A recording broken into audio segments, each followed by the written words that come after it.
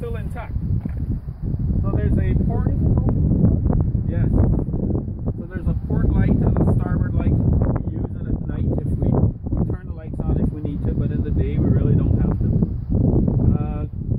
In here they're ailerons. So these ailerons allow the airplane to turn in the air. We can turn using two methods. One is the aileron forward.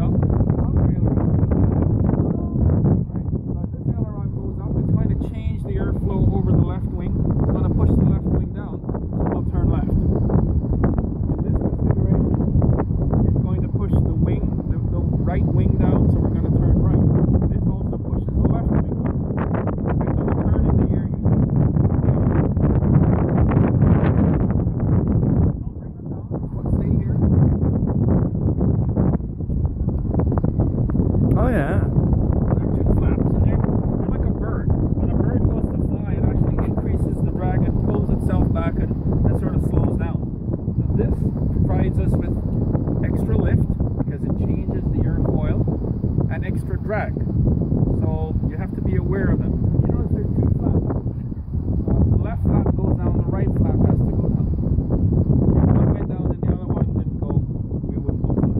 Okay, so these are the flaps.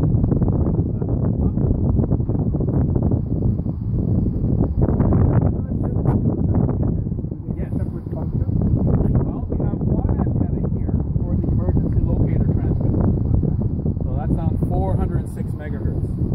If the airplane lands and I'm not awake, that will go off and it will call somebody and it says something's wrong here.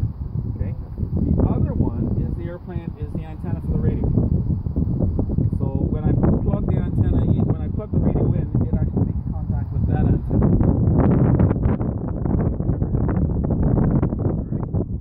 So we check to make sure that the fabric is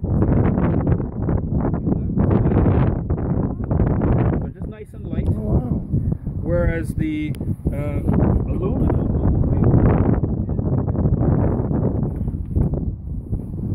is so we check to make sure there are holes in it. And this part here is called the elevator.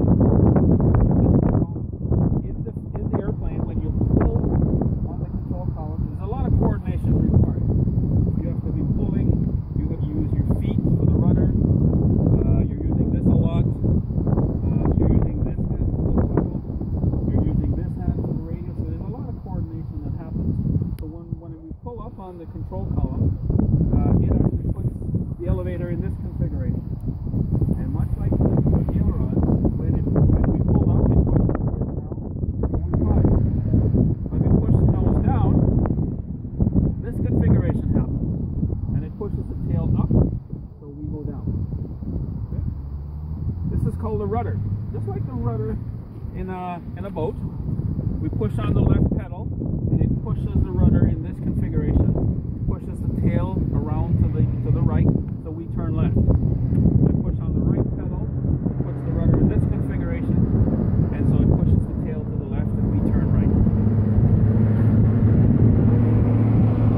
You notice there are two control surfaces that are different. This little tab here, and this little tab, which is not on this side of the airplane, are like cruise controls in a car. You know, you can put your foot there and keep it there, but if you just push the button to let the cruise control do it, this is like the cruise control. There's a little wheel in between the two of us, whoever sits up front, and I adjust that so it takes the pressure off the control column as we climb, or as we descend, I'll push it forward. Okay. So we check to make sure those are in place. We're looking to make sure that there are no nuts or bolts missing.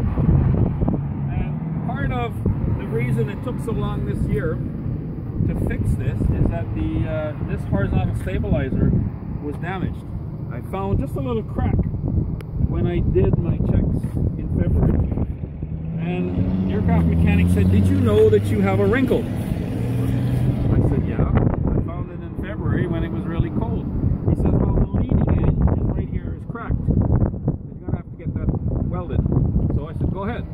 He peeled off all of the coating, and when he did so, he found underneath was corroded. So it had to be replaced.